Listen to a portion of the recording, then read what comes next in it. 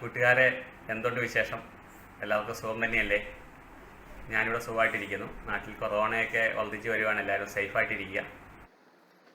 ഇന്ന് ഡിസ്കസ് ചെയ്യുന്നത് ഒരു battery charger, SMPS type battery charger variable voltage ഉള്ളത് എങ്ങനെ സിമ്പിളായിട്ട് ഉണ്ടാക്കാം. വലിയ ട്രാൻസ്ഫോമർ ഒന്നുമില്ല, നമുക്കറിയാം SMPS ട്രാൻസ്ഫോമർ പോലത്തെ ഒന്നും ഇല്ലാതെ എങ്ങനെ ഉണ്ടാക്കാം എന്നുള്ളതാണ് ഇന്ന് നമ്മൾ വീഡിയോയിൽ ഡിസ്കസ് ചെയ്യുന്നത്.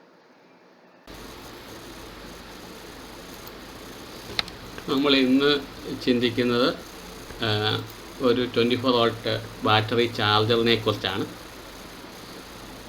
നമുക്കറിയാം വേരിയബിൾ ബാറ്ററി ചാർജറുകൾ ഒരുപാട് നമുക്കിപ്പോൾ ലഭിക്കുന്നുണ്ട്. അവയിൽ നമുക്ക് SMPS ടൈപ്പ് കിട്ടുന്നുണ്ട്, സാധാരണ ട്രാൻസ്ഫോമർ ഉള്ളതും കിട്ടുന്നുണ്ട്. SMPS ടൈപ്പ് ആകുമ്പോൾ കുറച്ചുകൂടെ കോമ്പാക്റ്റ് ആയിരിക്കും. അതിൽ നമുക്ക് വോൾട്ടേജ് വേരി ചെയ്യാൻ പറ്റും. അതോടൊപ്പം വോൾട്ടേജും കറൻറ്റും ഷോർട്ട് സർക്യൂട്ട് പ്രൊട്ടക്ഷനൊക്കെ ഉണ്ടാവും. അതുപോലെ ഒരു സർക്യൂട്ടാണ് നമ്മൾ ഇന്ന് ഡിസ്കസ് ചെയ്യുന്നത്. വളരെ ഈസി ആയിട്ട് ഉണ്ടാക്കാവുന്നത്. നമുക്ക് SMPS ഉണ്ടാക്കുമ്പോൾ മെയിൻ പ്രശ്നം എന്ന് പറഞ്ഞാൽ അതിനകത്ത് ട്രാൻസ്ഫോമറാണ്. നമുക്ക് ഈസി ആയിട്ട് ട്രാൻസ്ഫോമർ ഒന്നും ഇല്ലാതെ വളരെ എളുപ്പത്തിൽ ഒരു ചോക്ക് ഉപയോഗിച്ചുകൊണ്ട് ഈസി ആയിട്ട് ചെയ്യാവുന്ന ഒരു battery charger variable power supply ആണ് നമ്മൾ ഇന്ന് ഡിസ്കസ് ചെയ്യുന്നത്. നമുക്കറിയാം ഇതിനകത്ത് ഉപയോഗിച്ചിരിക്കുന്നത് 3843 എന്ന് പറഞ്ഞാൽ പോപ്പുലർ ആയിട്ടുള്ള SMPS IC ആണ്. ഈ ICക്കകത്ത് ICയുടെ ഔട്ട്പുട്ട് പൾസ് വരുന്നത് 6ൽ നിന്നാണ്. ഈ IC 8 വോൾട്ട് തൊട്ട് വർക്ക് ചെയ്യാൻ തുടങ്ങും. അപ്പോൾ നമ്മൾ ഒരുപാട് വോൾട്ടേജ് ഇൻപുട്ടിൽ കൊടുക്കുന്നുണ്ടെങ്കിൽ ഈ 781 എന്നുള്ള റെഗുലേറ്റർ IC വെക്കണം. ഇൻപുട്ട് വോൾട്ടേജ് 12ന് താഴെയാണെങ്കിൽ ഈ റെഗുലേറ്റർ IC ആവശ്യമില്ല. ഈ ICക്ക് 8 വോൾട്ടെങ്കിലും മിനിമം ഉണ്ടെങ്കിൽ ഈ സർക്യൂട്ട് വർക്ക് ചെയ്യുള്ളൂ. ഈ ഔട്ട്പുട്ട് പൾസിൻ്റെ വിഡ്ത്ത് കൂടുന്നതനുസരിച്ച് ഈ ട്രാൻസ്ഫോമറിൻ്റെ സെക്കൻഡറിയിൽ DC പ്രൊഡ്യൂസ് ചെയ്യും. ഈ ഔട്ട്പുട്ട് അതിൻ്റെ ഫീഡ്ബാക്ക് ആയിട്ട് ICയുടെ പിൻ നമ്പർ 2ലേക്ക് വരികയും ചെയ്യും. അപ്പോൾ ഈ പൊട്ടൻഷ്യോമീറ്റർ തിരിക്കുന്നതനുസരിച്ച് ഔട്ട്പുട്ട് വോൾട്ടേജ് നമുക്ക് കൺട്രോൾ ചെയ്യാനായിട്ട് സാധിക്കും. ഇത് ഷോർട്ട് സർക്യൂട്ട് പ്രൊട്ടക്ഷനും ഉണ്ട്. എന്തെങ്കിലും ഷോർട്ട് സർക്യൂട്ട് നടന്നാൽ ഈ മോസ്ഫെറ്റിൽ കൂടെയുള്ള കറൻറ്റ് കൂടും. അപ്പോൾ ഈ 0.05 ഓമിൻ്റെ അക്രോസ് വോൾട്ടേജ് കൂടുകയും അത് പിൻ നമ്പർ 3ലേക്ക് കൊടുത്തിട്ടുണ്ട്. പിൻ നമ്പർ 3ലെ വോൾട്ടേജ് കൂടിക്കഴിഞ്ഞാൽ ഔട്ട്പുട്ട് പൾസ് കട്ട് ഓഫ് ആവുകയും ചെയ്യും.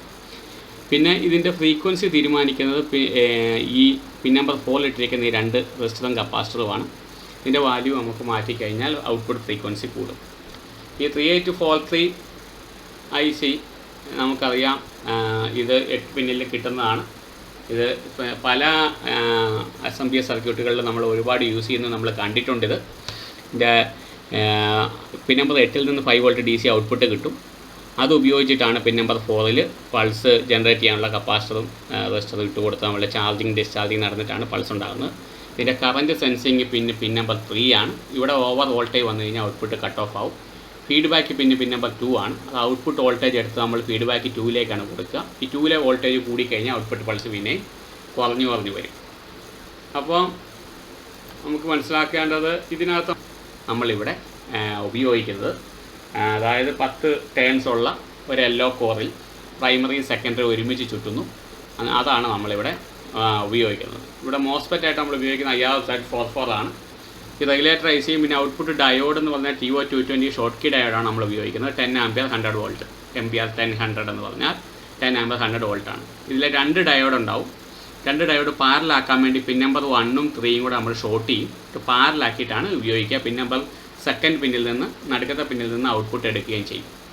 അപ്പം ഈ സർക്യൂട്ട് വളരെ സിമ്പിളായിട്ട് ഒരു ചെറിയ ബോർഡ് നമുക്ക് ഉണ്ടാക്കിയെടുക്കാം. ഇവിടെ ട്രിം പോർട്ടാണ് ഉപയോഗിച്ചിരിക്കുന്നത് വോൾട്ടേജ് അഡ്ജസ്റ്റ് ചെയ്യാൻ. നിങ്ങൾക്ക് പൊട്ടൻഷ്യോമീറ്റർ വേണമെങ്കിലും പുറത്ത് നോ ബോർഡ് കൂടി ഫിറ്റ് ചെയ്യാം.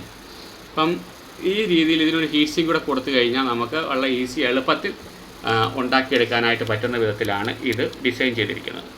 അപ്പോൾ ഇതിനകത്ത് കപ്പാസിറ്റേഴ്സ് ഇവിടെ ഉപയോഗിച്ചിട്ടുണ്ട്. 1000 മൈക്രോഫാരഡ് 50 വോൾട്ട്. ഇവിടെ 2-3 കപ്പാസിറ്റർ നമുക്ക് യൂസ് ചെയ്യാം. 5 വോൾട്ട് ഉള്ള 30 വോൾട്ട് വരെ നമുക്ക് വേരി ചെയ്യാവുന്നതാണ്. ഇൻപുട്ട് നമ്മൾ 12 വോൾട്ട് കൊടുത്താൽ പോലും ഔട്ട്പുട്ട് നമുക്ക് 5 വോൾട്ട് തൊട്ട് 30 വോൾട്ട് വരെ നമുക്ക് വേരി ചെയ്യാൻ പറ്റുന്ന വിധത്തിലാണ് ഇതിൻ്റെ സർക്യൂട്ട് ഡിസൈൻ ചെയ്തിരിക്കുന്നത്. അപ്പം മിനിമം വോൾട്ടേജ് കൊടുത്തുകൊണ്ട് ഔട്ട്പുട്ട് നമുക്ക് വോൾട്ടേജ് ചെയ്യാവുന്ന വിധത്തിൽ വളരെ സിമ്പിളായൊരു സർക്യൂട്ടാണ്. അധികം കമ്പോണൻസ് ഇല്ല. ഇതിൻ്റെ ഈ ഡയോഡ് ഇവിടെ ഞാൻ കാണിച്ചിരിക്കുന്ന പോലെ നിങ്ങൾക്ക് ഇനി ഔട്ട്പുട്ട് വോൾട്ടേജ് കൃത്യമായിട്ട് അഡ്ജസ്റ്റ് ആവുന്നില്ലെങ്കിൽ, ഇൻപുട്ടിലേക്കാൾ കൂടുതലാണെങ്കിൽ സെക്കൻഡറിയിലെ ടേൺസ് 1, 2, 10 എന്നുള്ളത് 12 ടേൺസ് ആക്കി കഴിഞ്ഞാൽ നിങ്ങൾക്ക് സെക്യൂർഡ് വോൾട്ടേജ് കിട്ടുന്ന വിധത്തിലാക്കാനായിട്ട് സാധിക്കും. അഥവാ നിങ്ങൾ ഇൻപുട്ട് കൊടുത്തതും ഔട്ട്പുട്ട് നിങ്ങൾക്ക് വേണ്ടത്രയ്ക്ക് വോൾട്ടേജ് വേരി ചെയ്യുന്നില്ലെങ്കിൽ അത് മാറ്റാനായിട്ട് സാധിക്കും. എന്നാൽ ഒരുപാട് ടേൺസ് കൂടുന്നത് റെക്കമെൻഡ് ചെയ്യുന്നില്ല. ഇവിടെ കറൻറ്റ് 5 ആമ്പിയർ ഉള്ളതുകൊണ്ടാണ് നല്ല വണ്ണമുള്ള വയർ ഇവിടെ 1.5ൻ്റെ വയർ യൂസ് ചെയ്തിരിക്കുന്നത്. നമ്മൾ ശ്രദ്ധിക്കേണ്ടത് കപ്പാസിറ്ററൊക്കെ ലോ റെസിസ്റ്റൻസ് ഉള്ള കപ്പാസിറ്ററുകൾ ഉപയോഗിക്കാനായിട്ട് ശ്രദ്ധിക്കണം. പിന്നെ ഇത് ഈ മൂന്നും കൂടെ ഒരു ഹീറ്റ് സിങ്കിൽ മൗണ്ട് ചെയ്യുമ്പോൾ അവ തമ്മിൽ ഷോർട്ട് ആയിരിക്കാനുള്ള അതിൻ്റെ സെപ്പറേറ്റ് ചെയ്യാനുള്ള ഹീറ്റ് സിങ്ക് പാഡൊക്കെ ഉപയോഗിക്കേണ്ടതാണ്. കാരണം ഇത് മൂന്നും ഒരേ ഹീറ്റ് സിങ്കിൽ മൗണ്ട് ചെയ്താൽ അത് ഷോർട്ടാകാനുള്ള സാധ്യതയുണ്ട്. വയർ രണ്ടും ഒന്നിച്ച് ചുറ്റിയിട്ട് ഇൻസുലേഷൻ ചുരണ്ടി കഴിഞ്ഞ് നമുക്ക് കണക്ട് ചെയ്യാവുന്നതാണ്. ഒരു കാര്യമെന്ന് പറയുന്നത് ഇതിൻ്റെ ടേൺസ്, അതായത് ഈ ഡോട്ട് ഇട്ടിരിക്കുന്നത് നമ്മൾ കണ്ടാൽ മനസ്സിലാവും.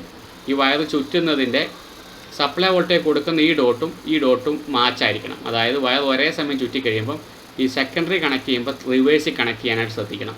അല്ലെങ്കിൽ ഔട്ട്പുട്ട് വോൾട്ടേജ് കിട്ടാൻ സാധ്യതയില്ല. അത് നമ്മൾ ശ്രദ്ധിക്കേണ്ടതാണ്. അതിനുവേണ്ടി നമ്മൾ വയർ ചുരണ്ടിയതിന് ശേഷം തിരിച്ച് കണക്ട് ചെയ്ത് കൊടുക്കണം. സെക്കൻഡറിയും പ്രൈമറിയും സെപ്പറേറ്റ് ആക്കിയതിന് ശേഷം വയർ റിവേഴ്സിൽ കൊടുത്താലാണ് നമുക്ക് ഔട്ട്പുട്ട് വോൾട്ടേജ് കിട്ടുകയുള്ളൂ. ഇവിടെ നമ്മൾ ഉപയോഗിച്ചിരിക്കുന്ന യെല്ലോ കാർ ഏകദേശം 23 സെൻറ്റിമീറ്ററോളം 23 mm ഔട്ടർ ഡയ ഉള്ളതും ഏകദേശം 13.5 ഇന്നർ ഡയമീറ്ററുള്ള കോറാണ് നമ്മൾ ഉപയോഗിച്ചിരിക്കുന്നത്. ഇതിൻ്റെ തിക്നെസ് എന്ന് പറയുന്നത് 10.3 ഈ ഒരു സൈസുള്ള യെല്ലോ കോറാണ് നമ്മൾ ഇവിടെ ഉപയോഗിച്ചിരിക്കുന്നത്. നിങ്ങൾക്ക് യെല്ലോ കോർ ഓൺലൈനിൽ ഓർഡർ ചെയ്തിട്ട് യൂസ് ചെയ്യാനായിട്ട് സാധിക്കും.